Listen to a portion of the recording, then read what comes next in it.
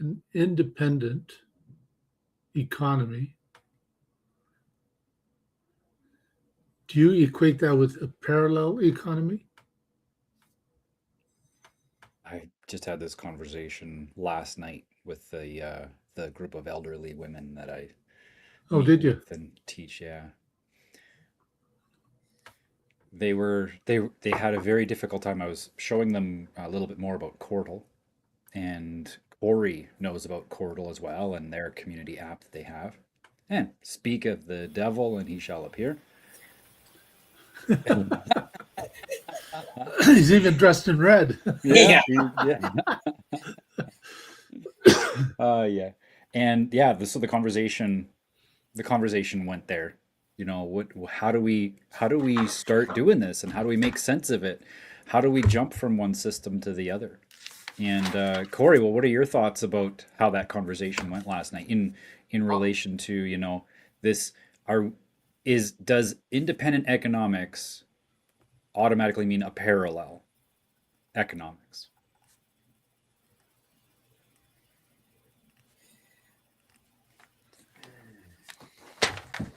Good I, question, right?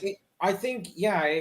I mean, everything that we're striving towards is trying to give people an off ramp to operate in two different fields at the same time, so that when you're, it's like you're playing two games of baseball, and you're trying to navigate keeping players exactly where you need them at the same time, but at the same time you're not wanting to lose your assets, so you're trying to navigate everything at once, and it's overwhelming, but if you do it properly and strategically, you will come out on top. And that's that. I don't know, right? We're creating an off ramp for people, and that's the whole objective and goal right now. So yeah, we have to operate right now as though there's two parallel societies, one that we're starting to move into, and one that we're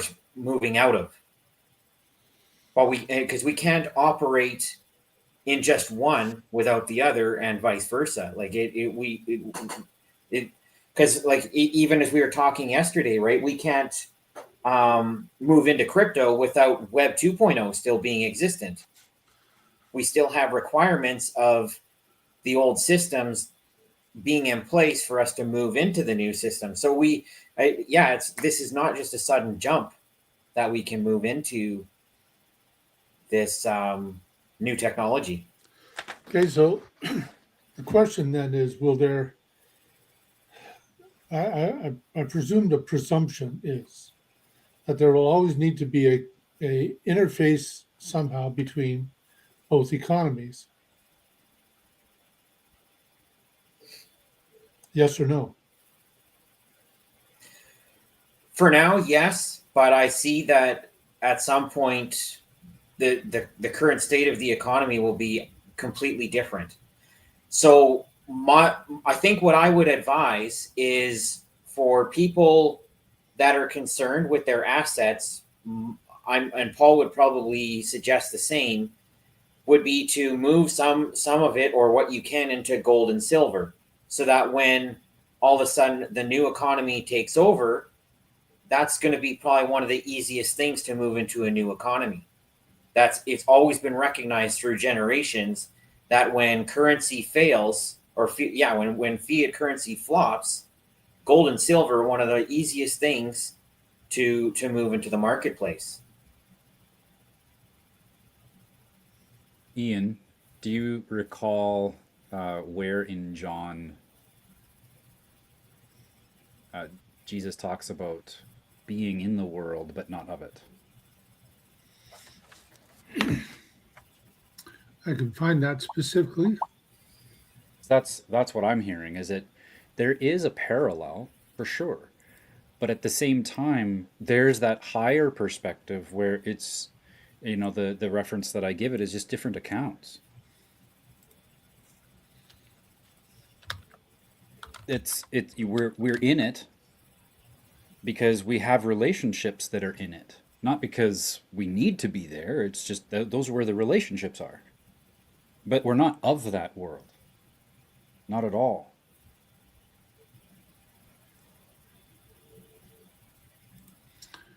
I would say that instead of thinking of it as a parallel economy, just call it natural because there's nothing really to do other than be.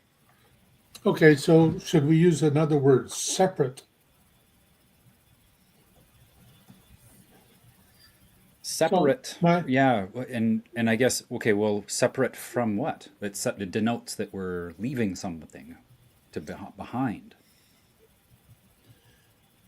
my daughter has a separate family. Hmm. Has she left my family?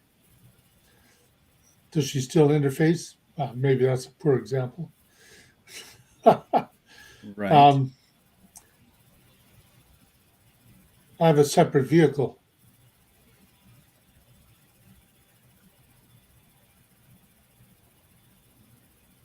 Anyhow, I'm just having this conversation with a friend, Yeah. you know, talking about this lawful noncompliance. Uh-huh. Well, it's a good question, and I think that for me, my stance on it is that there's nothing like we're not separating from the people in our communities. In fact, I believe that due to the intense social distancing that has occurred, that we're going to see a rebound or the pendulum swing the other way, so to speak. And that the more we do that, the more that pendulum swings, the less relevant separation, like having separate economics are simply it's down to the simple choice of where am I doing business today. And I don't Okay. see it as I don't see it as a separate. I see it as and not even as the alternative. It's just this is how it's done. You can use the Canadian dollar to do this too if you want. You don't have to use other forms of exchange. You can use any form of exchange you want. We're just all bartering. It's just what are you using to barter, and is it someone else's property?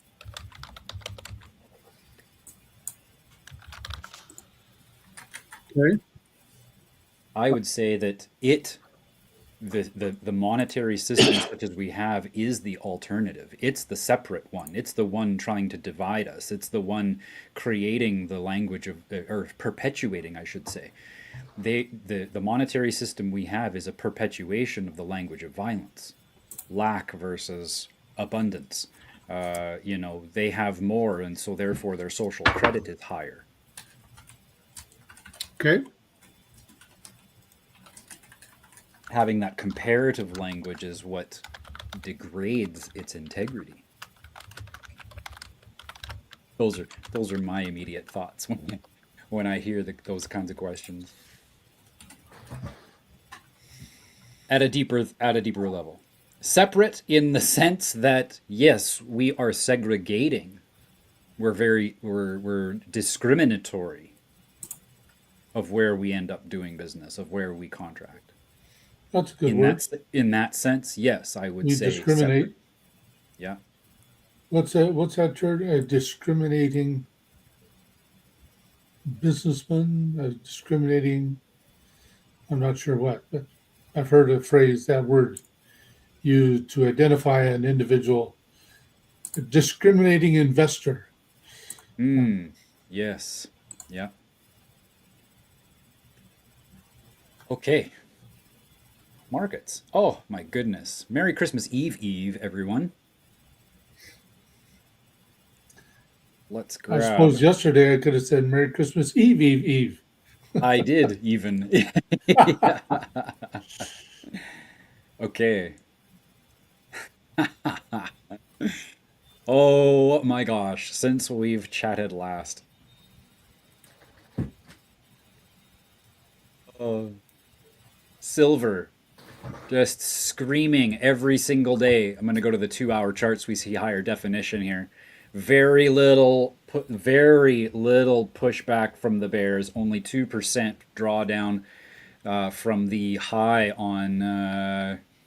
This was 8 o'clock Sunday night. Markets were open. The things just came right out of the gate too. Markets opened and it took off right away. I don't think we're going to be seeing lows. Like if we see lows again at this point here, if we see a retracement, we might come back to 66. That would make sense because that provided some resistance there and there was a little bit of action. So that voluminous area may be called for again down here, but that would, I would say, would be the result of the market makers, not because the market is cooling off. Incredible rate of growth. Got a text yesterday afternoon from our local dealer who is now selling ounces of silver for $100, $103. That has never happened. Gold also, since last time we had market analysis, has gone up again. How much is this one? This is up. Whoop, the ruler disappeared there. Since we last met, and that actually, when we met, it wasn't quite hitting that all-time high. We are up now 4% in a matter of 1 day of trading, basically. Craziness. Oh, let's go back and mark that all-time high. Because if this retraces, yes, it may come back to test these old highs here. That would be the furthest it would go. You know, for how much this whole area provided that resistance and we shot up so swiftly, I wouldn't be surprised if we touch back down here, you know, this week, next week, and then take off from there. Japanese markets consolidating ever since that high that was made at the beginning of November. Let's go to the daily chart here. US markets, after creating that new high, they didn't go down very much. You can see how much further these retracements are. You know, the closer we got to May here, these retracements were fairly significant, but these ones here that we're seeing the last few weeks, they are not significant retracements. I call this a petering out, kind of like the very top arc of a fly ball that takes forever, and when the player catches it, it leaves his footprints in the ground.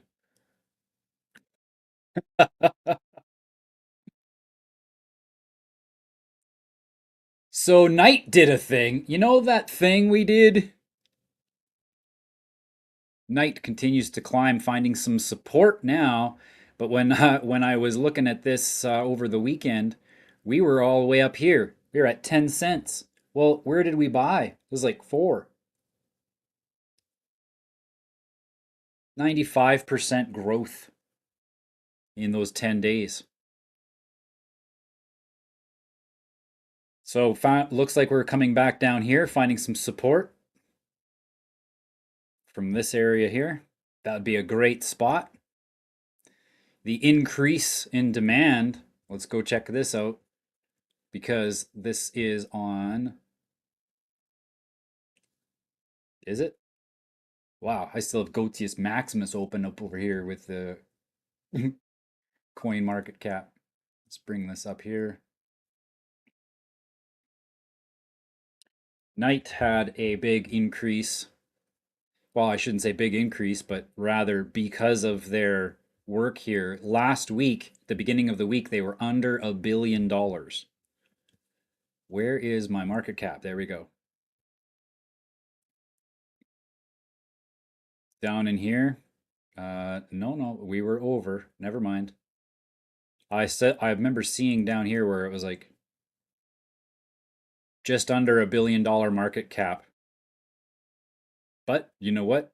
That might have been before. Let's go back to all here, or last year. No, week.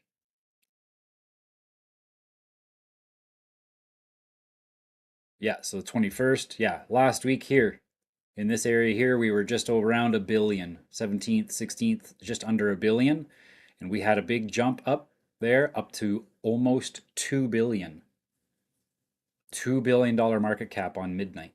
Ranked 52nd overall right now. That's going to climb. Ethereum against Bitcoin. Remember how we're looking to practice not denominating our assets in the fiat dollars? We need to start thinking in terms of Bitcoin. That here's one of the charts that we'll be looking at regularly: Ethereum over Bitcoin. How many Bitcoin does it take to buy an Ethereum? Right now it's sitting at 0.03. If we go and look at the daily chart here, we can see the trend is currently falling. However, if we go to the weekly chart, we can see that this is just a great big long consolidation from alt season in 2018. Everything we've seen since then has just been consolidating.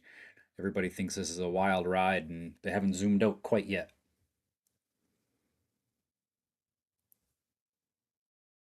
Market capitalization on Bitcoin now just under $2 trillion. It did go up to 2.5 trillion there in September. So right now look at how it almost looks like it's petering out as well, doesn't it? In fact, if we take a look at this trend line here that was formed back since 2022, it's actually fallen below that now. It's fallen below that trend line. Does that mean a trend? Nope, because currently market structure is at 1.5 trillion. Bitcoin dominance still trending downwards, but we've been noticing over the last, since September, some rising. But still, this is still a downward trend overall. Short term upwards, but it hasn't gone above this 60% line. This one here provided a lot of support in the past, and it provided resistance. So with that, this line here is going to be crucial. If Bitcoin dominance rises above 60%, altcoins will continue to lapse for a while. I don't know if they'll go down further. I mean, take ADA, great example here.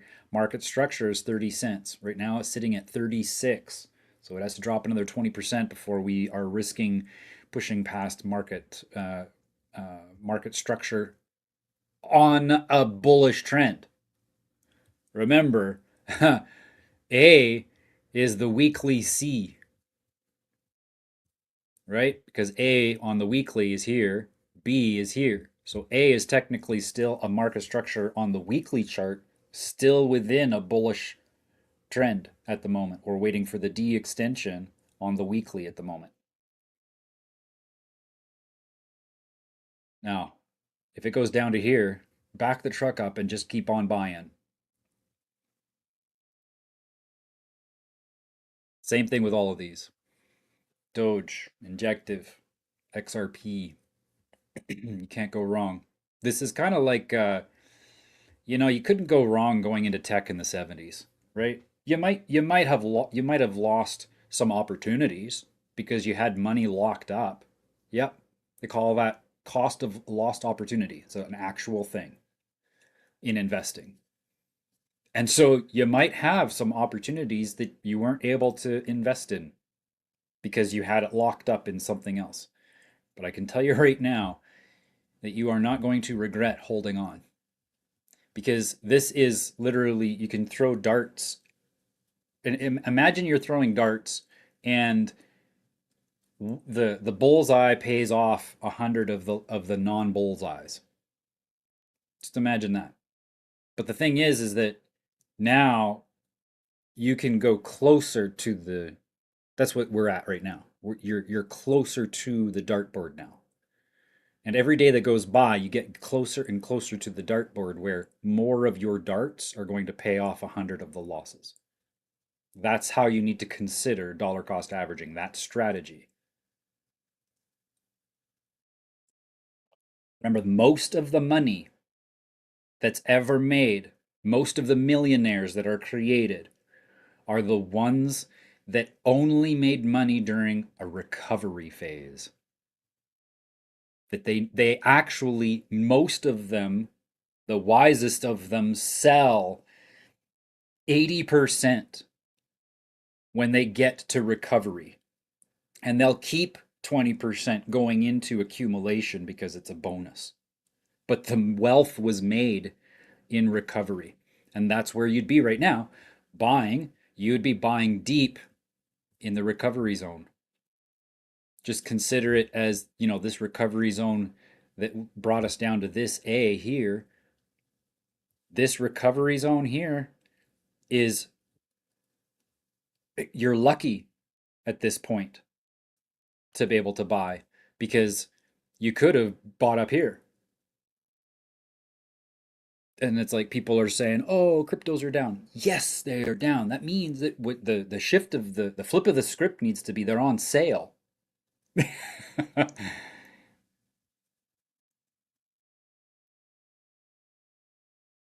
Any questions? Comments?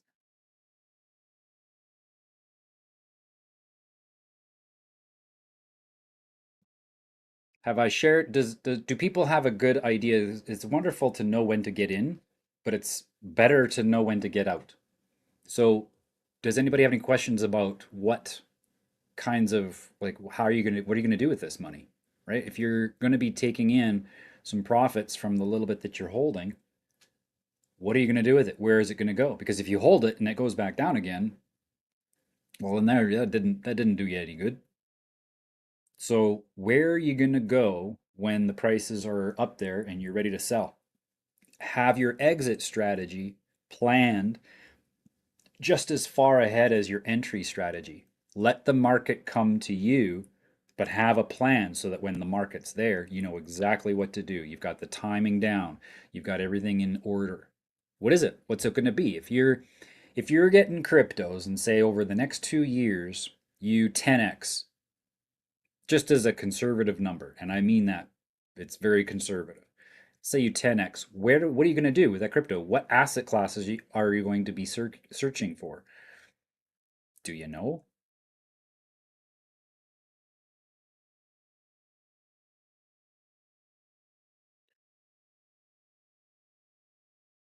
What do you think there would be? Anybody on the call? What do you think asset classes would be 2 years from now? What would be a good opportunity to invest in?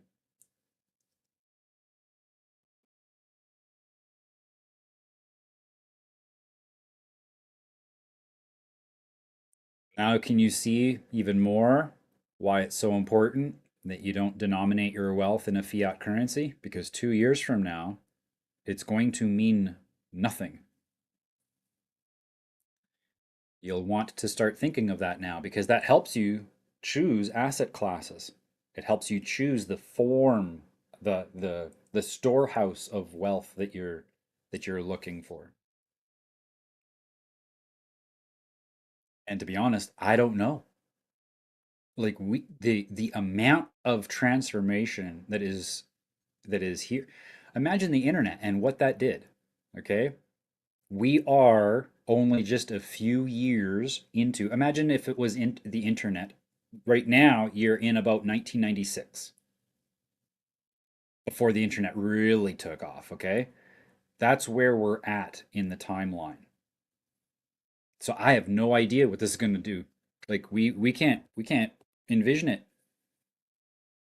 It's a world outside of what we're currently experiencing, a completely new way of thinking, a new realm of possibilities because of the innovations that are going to be created out of thin air over the next 2 years are going to completely change everything.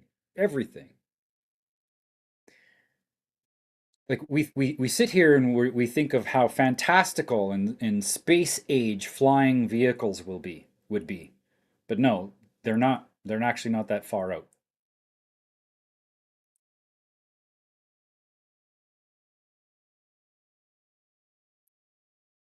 High rises are going to become data centers. I truly believe that.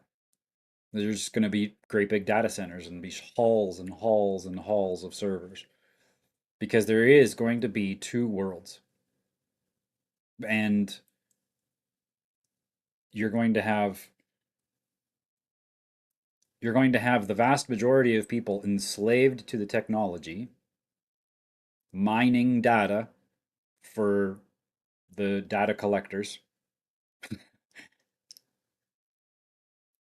Data becomes the new currency. I should rewrite that old tweet that I have. I'd have to find that.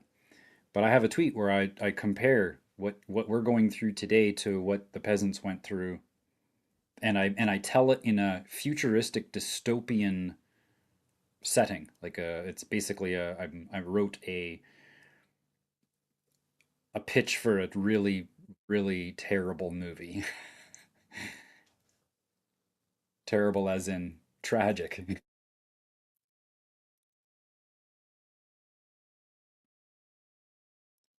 All of this has happened before, and all of it will happen again. I love this chart.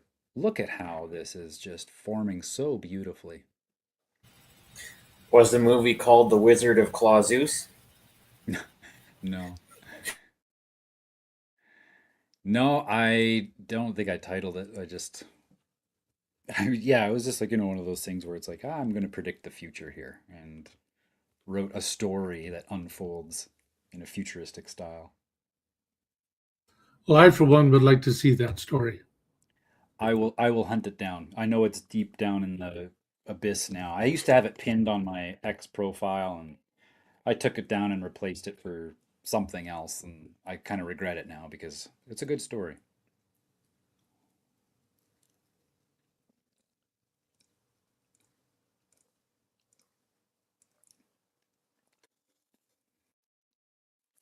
Any Christmas plans anybody's got? I'm hanging out with Paul.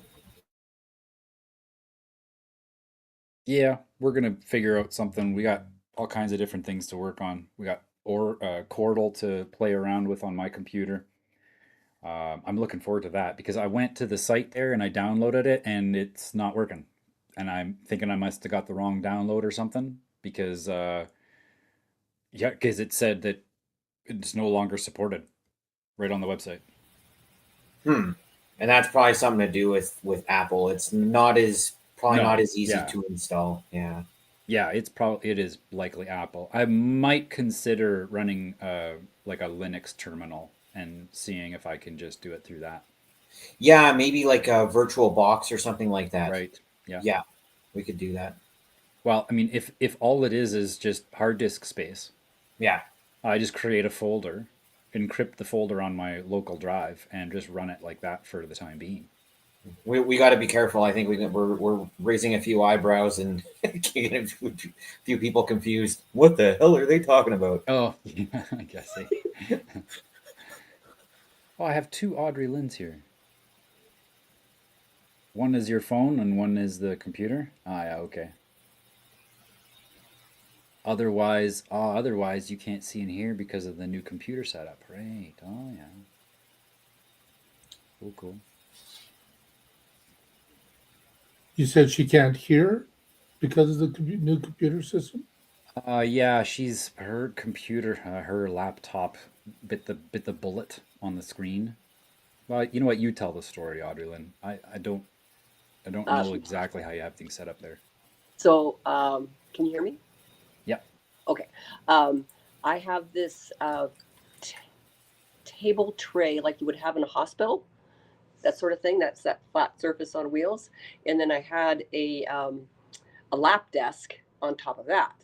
Well, that's where my computer lived. And Paul was um, repeatedly cautioning me about moving this around because gravity happens. And I, my arrogance went, I've done this for years. I'm okay. It's okay. Well, the other night it wasn't, and gravity occurred. And now the screen on that laptop looks very pretty, completely unusable. I think they call that a kaleidoscope, do they not? It probably is. So, yeah, Paul was gracious enough to bring down his extra monitor, and we got this all set up so I can still work with that device. So yeah, her device is just operating now as a desktop without the use of the monitor or keyboard, but she can connect a keyboard, Bluetooth, and a mouse and still operate, but it's yeah, the laptop is now the desktop.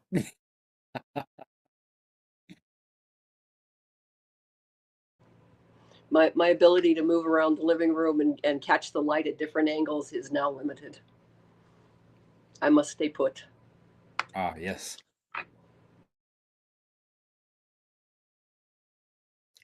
Okay. Well, I got nothing else. I mean, I think that we're just going to see the gold and silver continue to rise. We're going to see the crisis emerge eventually. When that is, no idea. But we're ready.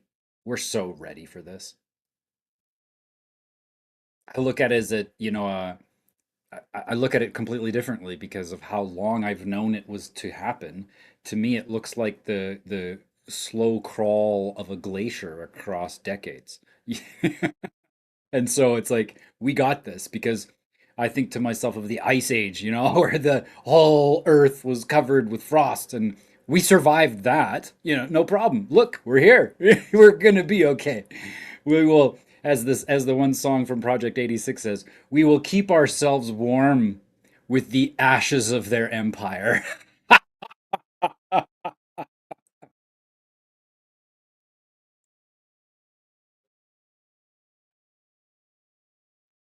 One of the things that uh, an approach I take is not to have my why as being contrarian. Not to have your why as being contrarian. Okay. Expand on that. So I'm not doing this because I don't like that, or because I'm doing this in to get back at that. Okay. Right. I think it is critical that we do things in a non-contrarian, but clearly a definitive. There's a rhyme or reason to why I'm doing what I'm doing. What is your why? In other words, why? We talk about freedom. You and I talked about freedom yesterday. Mm-hmm. Freedom is it a goal or is it a byproduct? It has to be a byproduct.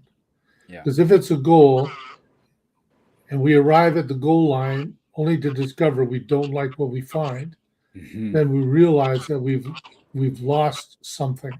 We've missed something. Yeah. And we've missed something in that we're doing it for the wrong reason. Okay, so I think it's critical for us to have that, be aware of that. I had a fellow that I knew a long time ago who plagued me with that question of what is it that you want? What do you want? What do you want? And in your comment about doing things out of a non-contrarian point of view, I have used my mother's life experience as a template of what not to do. And it's not necessarily that I'm being contrarian, it's that I saw her behaviors and how they affected people and decided I wanted something different in my life experience. And so when she was cantankerous at the best of times, and to have that experience of, oh wow, mom's being cantankerous, that feels really awful, and then to witness myself doing the same thing and realizing, oh whoa, wait a minute, that was like mom, I felt awful, so the other might feel just as awful as I did when I behave like my mother. And so that has given me a space to just self-reflect on my behavior and how that affects not only my own thought but how it affects the people around me. Is that something similar to what you were talking about, Ian? Yeah, I would say it is. Years ago, I realized the necessity, in one sense, of looking at my parents and observing and making decisions based on my observations. But more importantly, is looking to something greater as um, as the pinnacle of what I want to be. For me, that is knowing my identity in that Christ gives to me. Okay, because then I'm looking at something, you know, out of this world, I guess you could say, as my as the baseline for who I am and what I do. Again, what we do ought to come out of who we are, not the other way around. You know, who are you? Oh, I'm a CEO of Enron. Or, oops, oh, No, that's the that's wrong. That's the that's wrong. what you do. You know, yeah. Well, there's a lot of people, even in very high places, that get their identity from what they do, rather than from who they are, who God made them to be. And so, you know, uh, that's more what I'm saying. So, what would Jesus do? WWJD. What would Jesus do if he was here? I think, in fact, I think most churches today would reject him, would turn him away at the door. Why? Because he would speak to them in a manner similar to the way he spoke to the scribes and the Pharisees of his day. Why? Because of what we've become. And so we've got to get away from looking at, you know, what was and looking at him, you know. Mm-hmm. You know, that's the approach I take. So why do I do what I do? Is it just because, well, I don't like it? I used to do it that way. I used to be that way. Um, and in recent years, I've turned more away from that, more towards what God made me to be, you know. Mm-hmm. So um, again, I'm coming back to the idea of doing what I do out of who I am, not the other way around. Mhm. So that's I guess in essence what I mean by contrarian. Yeah. You know, Yeah. And that's not doing things in a contrary way. right. Yeah. Because we might find that when we get there to that, because that's a goal. When we get there, we're not going to like what we arrive at. I liken it to another transaction. Correct. Yes. Yeah. Very much so.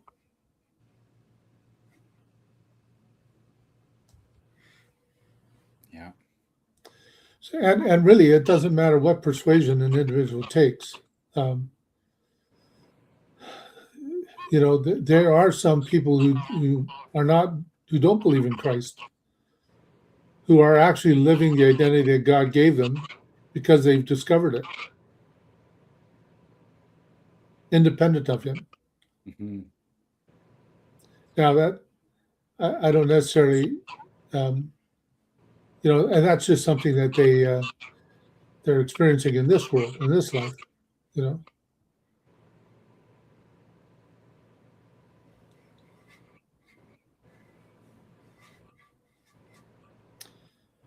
Thank you for sharing.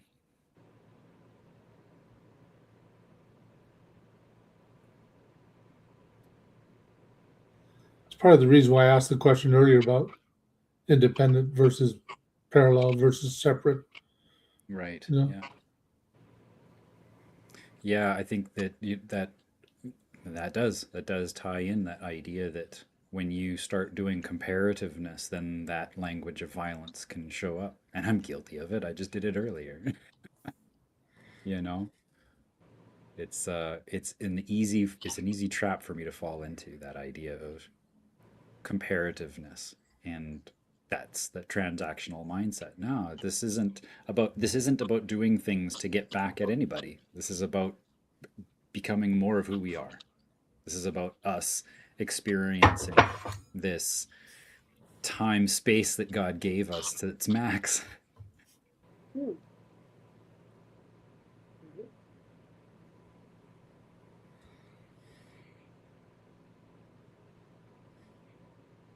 Anyhow, I'd appreciate anybody else's comments on that idea, that subject there, contrariness. And I think to a certain degree that we need to be contrary. Otherwise,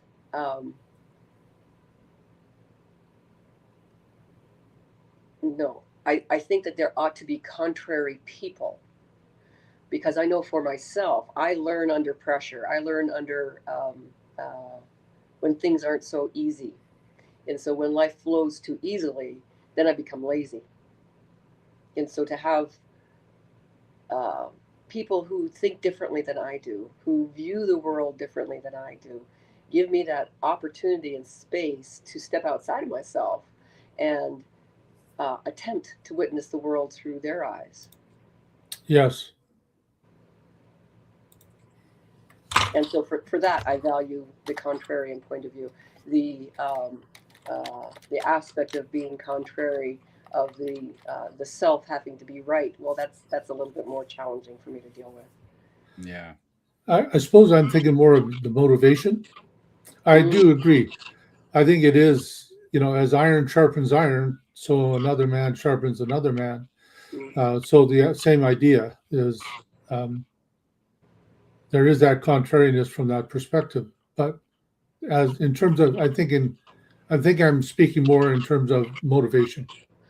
I get that. In my motivation is to be kind in as much as I possibly can without being a doormat. Um, Actually, yesterday I was listening to a bit of a podcast, and the topic of kindness or niceness came up, and the speaker was saying, well, you could be nice, like you go on a date with a new girl, and you're talking to your friends about her, or your friends ask, how was the date, how was she, and you say, well, she was nice, and that's a different field and a different intention than she was kind. Yeah. And where he put kindness in the perspective of telling a friend, hey, like you, it's not that I want to hurt your feelings, it's that you did this thing and this is what the outcome was that I experienced. If I kept quiet and just went along with the flow, then my friend wouldn't necessarily know that there was an area that not necessarily offensive, but something that could be upped, improved in some way or another. Um, so it is my intent with kindness to be a service as best I can. And why?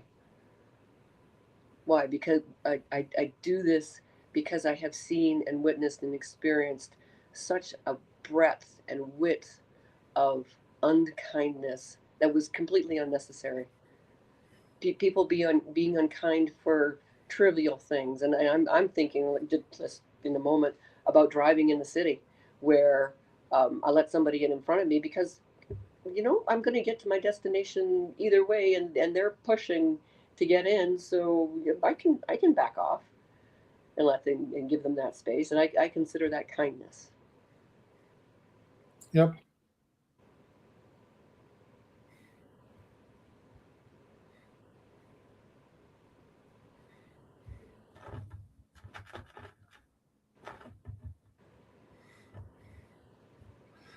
I also try to change my speech. Mm. Like I could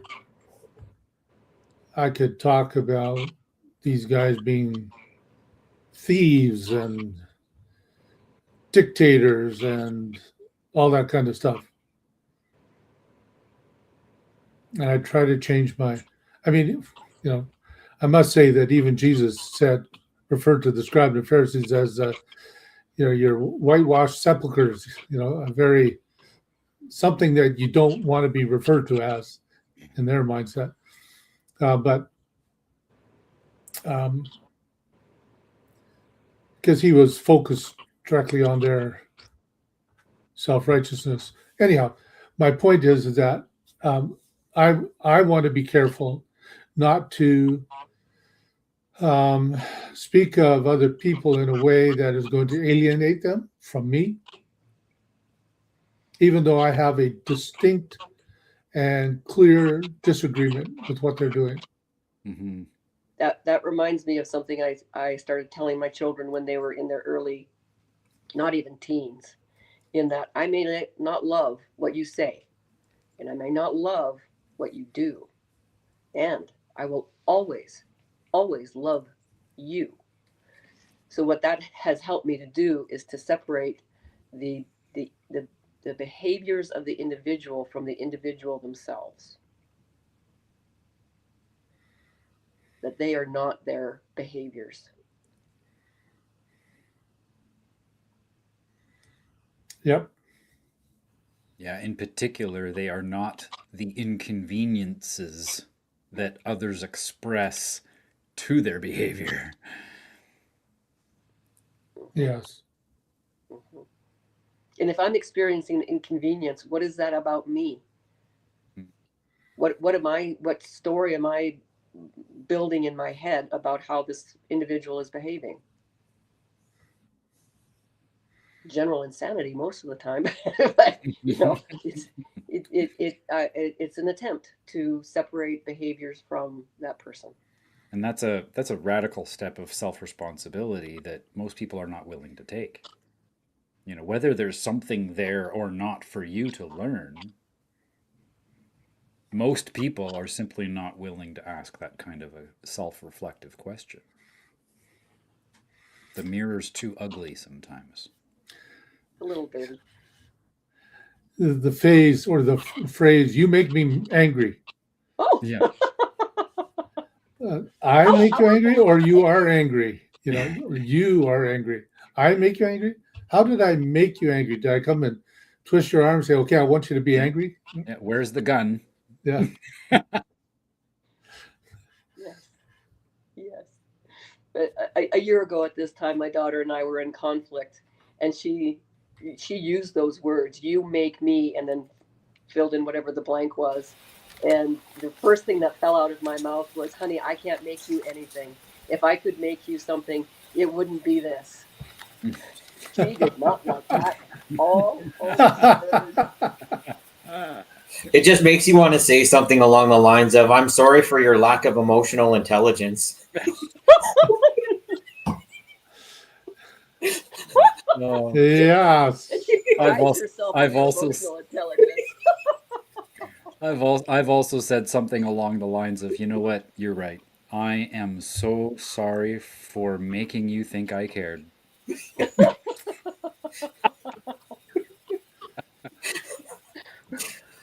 Yeah, will your never, I opinion will is none of my never. business.